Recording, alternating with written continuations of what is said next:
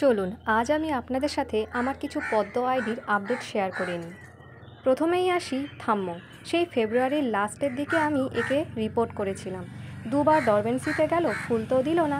1.5 মাস আগে একে বসিয়েছি, না 1.5 মাস আগে বলা ভুল হবে, 1 মাস 10-12 দিন হবে। তার মধ্যে এই কুঁড়ির দেখা পেলাম। আর এদিকে মৃণালিনী একটা মাইক্রো ভ্যারাইটি, আমি সব ছবিগুলো উপরে দিয়ে দিচ্ছি।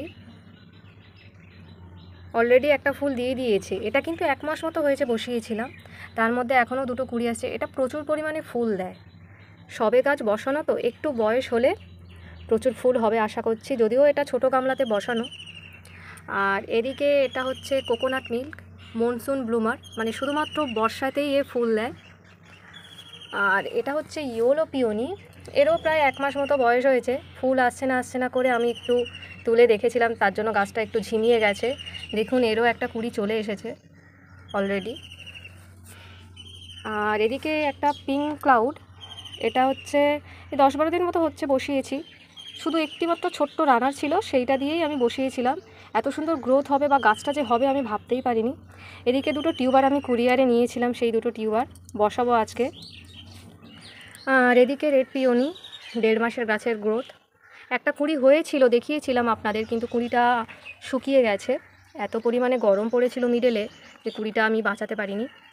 এদিকে রেড সানহাই 1 মাস হচ্ছে, না 1 মাসও হয়নি, 1 মাস তো হয়নি, এই 3 সপ্তাহ মতো হবে। জাস্ট গ্রোথটা দেখুন।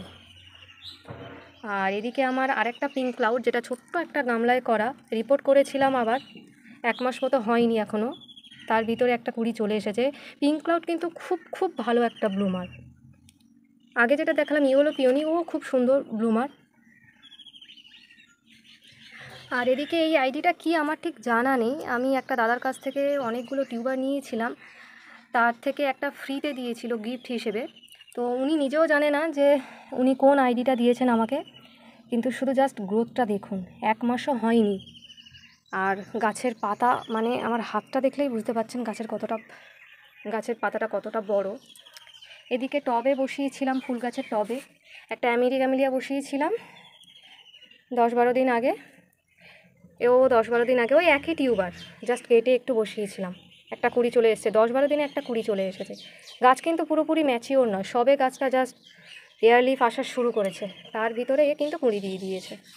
এদিকে লিয়াংলি অলরেডি 6-7টা ফুল দিয়ে দিয়েছে, ফুলটা শুকিয়ে গেছে, 3-4 দিন আগে ফুটেছিল। এটা একটা মাইক্রো বোল ভ্যারাইটি, এর চায়ের কাপেও কিন্তু এ হয়।